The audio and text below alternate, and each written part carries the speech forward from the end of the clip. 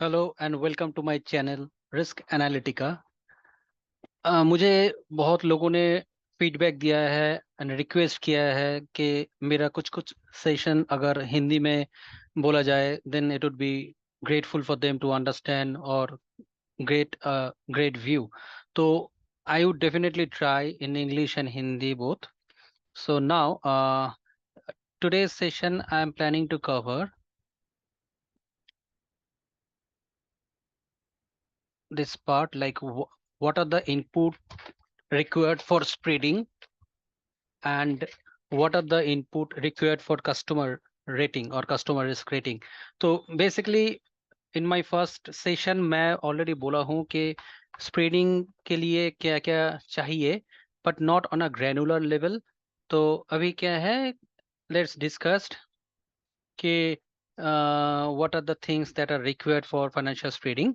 तो फर्स्ट है क्वांटिटेटिव। तो क्वांटिटेटिव जो है आपका, it is completely based on the profit and loss account, balance sheet, cash flow हो गया, चेंजेस इन इक्विटी, जहां जहां से हम लोगों को फाइनेंशियल फिगर्स मिलता है, नंबर्स मिलता है। जैसे एक एनुअल रिपोर्ट में revenue, cost, gross profit, operating profit, सारे एक्सपेंसेस, सारे इनकम, टैक्सेशन, ऐसे इंफॉर्मेशन मिलता है। Similarly from the balance sheet we'll get the total asset, total liability and equity distribution। क्या क्या एसेट्स है, करेंट एसेट है, नॉन करेंट एसेट है, current liability, non current liability, ऐसे ऐसे हम लोगों को आइडिया मिलता है, देखने को भी मिलता है।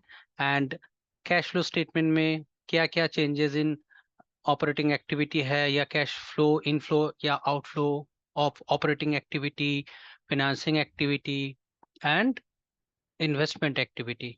तो ये सब देखने को मिलता है हम लोगों को। तो ये सारे नंबर्स अगर हम लोग फाइनेंशियल स्प्रेडिंग टेम्पलेट, तो मैं फर्स्ट सेशन में बोला कि फाइनेंशियल टूल स्प्रेडिंग का एक टूल रहता है, ये कंपनी टू कंपनी ये लोग कस्टमाइज करता है। आइडियली ये बिग फोर बनाता है एंड देन कंपनी उसका लाइसेंस लेता है and they can use that. कुछ कुछ कंपनी खुद का ओन कस्टमाइज एक्सेल भी मेंटेन करता है, जहाँ पे वो लोग एक्सेल में कुछ macro formulas at the back and apply करते हैं। तो वो सारे नंबर्स डालने के बाद आपको फाइनेंशियल स्टेटमेंट का एक व्यू मिलेगा। तो फाइनेंशियल स्टेटमेंट वही है स्प्रेडिंग में, मतलब स्प्रेड आउट दैट इंफॉर्मेशन जो जो एनुअल रिपोर्ट में है उसको फर्दर हम लोग बाइफरकेट करेंगे, कैटेगराइज करेंगे। ठीक है, तो वो सारे चीज है under quantitative.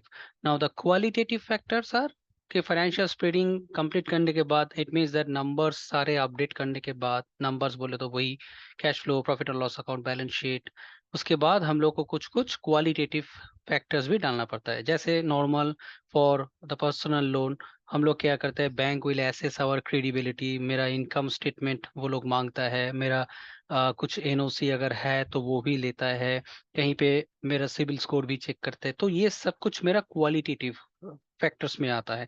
Similarly for corporate, a lender will also assess their qualitative factors such as कि उसका interim result कैसे परफॉर्मेंस हुआ, what are the product segmentation, कौन सा प्रोडक्ट में वो लोग सामान बना रहा है।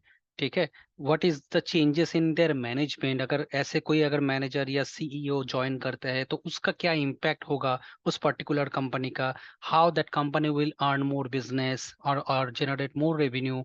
ठीक है, तो उसके बाद और भी बहुत सारे फैक्टर्स रहता है, प्रोडक्ट डाइवर्सिफिकेशन क्या है, जियोग्राफिकल लोकेशन कहाँ है, कौन से रीजन में कंपनी उसका सामान बेच रहा है।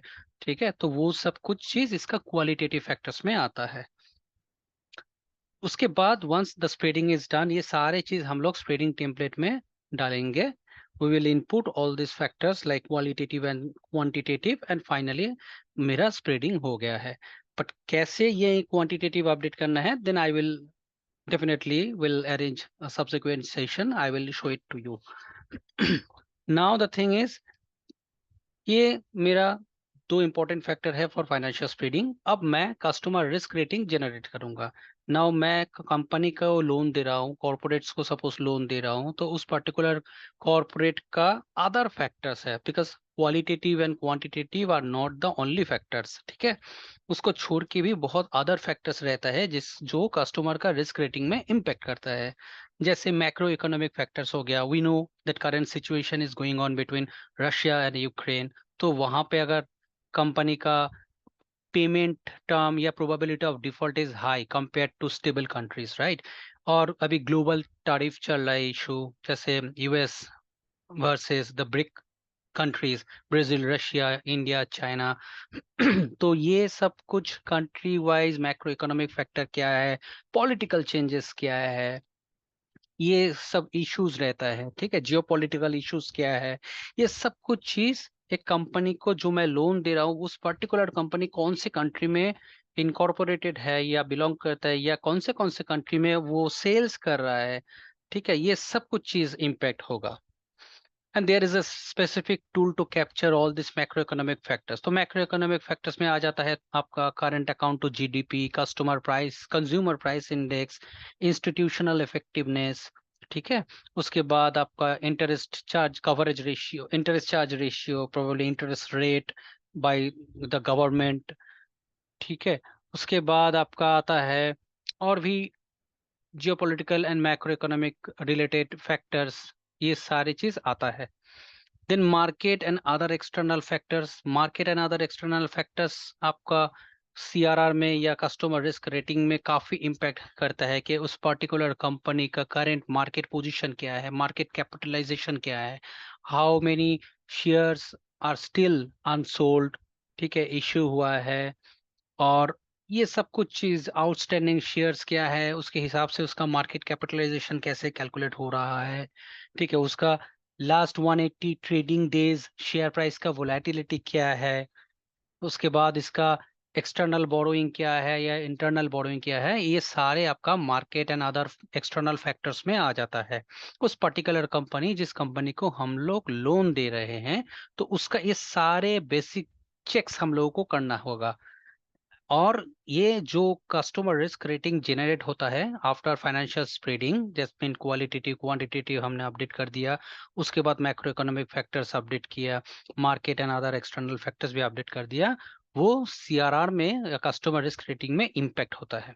And finally the peer to peer comparison, like a company, suppose company A into manufacturing company, हाँ, company B is also manufacturing company, तो ए के साथ बी का जो पेयर टू पेयर कंपैरिजन होता है उसके हिसाब से सारे रिस्क फैक्टर्स में इम्पैक्ट होता है, ठीक है। जैसे आपका एबिडा टू इंटरेस्ट रेशियो हो गया, I will take a separate session, but peer to peer analysis या comparison on a high level is कि एक कंपनी उस पर्टिकुलर सेक्टर में कैसे बिजनेस कर रहा है, कैसे प्रॉफिट जनरेट कर रहा है, और उसका जो पीयर कंपनी है या द कंपटीटर कंपनी है वो कैसे कर रहा है, तो इसका भी एक एनालिसिस होता है and that fade into the model. तो मॉडल बोले तो वही क्रेडिट रिस्क रेटिंग मॉडल, जहां से हम लोगों को हर एक कॉरपोरेट कंपनी का या बैंक का कस्टमर्स का कस्टमर रिस्क रेटिंग जनरेट होता है, ठीक है। It is not an individual. अगर हम लोग खुद को देखेंगे तो हम लोग बोलेंगे कि चलो तुम्हारा क्रेडिट रिस्क रेटिंग, तुम्हारा सिविल स्कोर क्या है, तो मेरा बैंक में से वो सैलरी स्लिप ले लेंगे या मेरा कुछ लेबर कोलेटरल देने का, मेरा फैमिली का मतलब मान लो, या हाउस है रेंट हाउस, या मेरा होम वो मैं मॉर्गेज रख सकता हूँ या कैश रख सकता हूँ।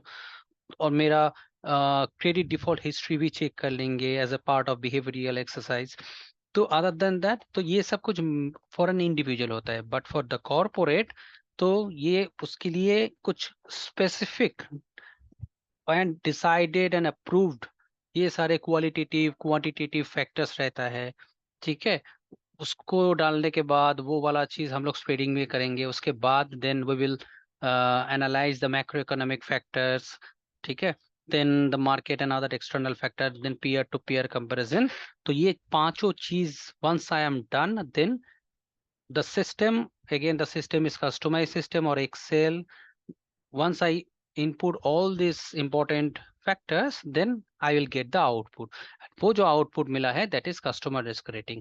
अब उसको लेकर क्या काम होता है, then I will complete my next session. I hope you have understood. If not, Please advise me, please give me feedback. I will reply on those comments. Thank you. Have a great weekend. Bye.